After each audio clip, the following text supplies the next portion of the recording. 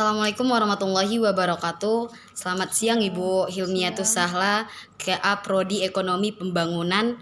Perkenalkan, saya Artika Arifin, Fakultas Ekonomi, Prodi Manajemen semester 2F. Terima kasih atas kesediaan Ibu untuk meluangkan waktu dalam wawancara ini. Wawancara ini saya lakukan dalam rangka tugas mata kuliah dengan topik seputar beasiswa. Untuk mahasiswa, saya ingin mengetahui pandangan Ibu tentang peran beasiswa dalam mendukung pendidikan dan pengembangan mahasiswa. Apa yang menurut Ibu faktor utama yang perlu diperhatikan dalam memberi beasiswa kepada mahasiswa? Baik, terima kasih atas pertanyaannya. Jadi faktor utama dalam memberikan beasiswa itu adalah melihat dari bagaimana peningkatan prestasi mahasiswa yang bisa diukur dari indeks prestasi kumulatif.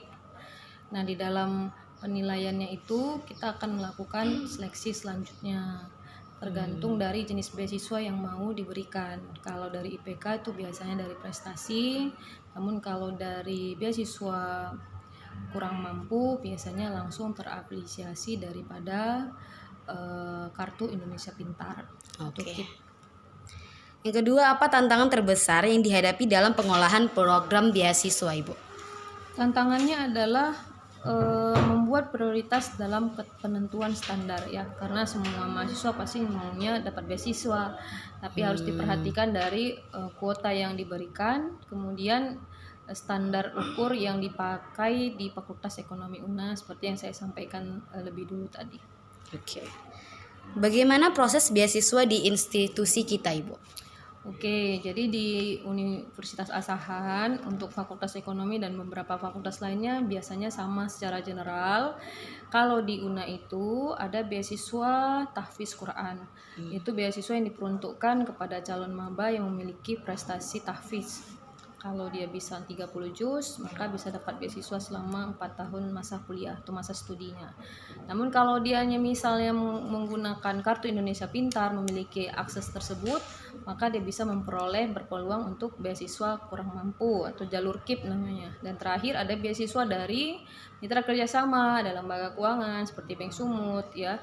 Itu memberikan beasiswa kepada mahasiswa yang berprestasi, di mana yang berprestasi ini akan diseleksi oleh Fakultas Ekonomi dan akan kembali diseleksi di tingkat universitas.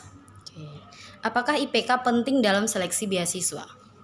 Sangat betul, itu sangat penting disebabkan yang mau dapat beasiswa ini kan semua mahasiswa mungkin mau ya, karena beasiswa gitu ya, bisa membantu dari sisi ekonomi mahasiswa tersebut.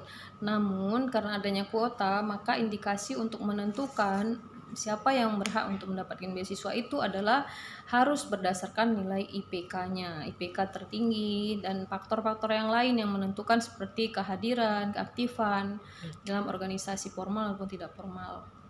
Gitu. Kalau mahasiswa minta surat rekomendasi, apa yang perlu mereka siapkan?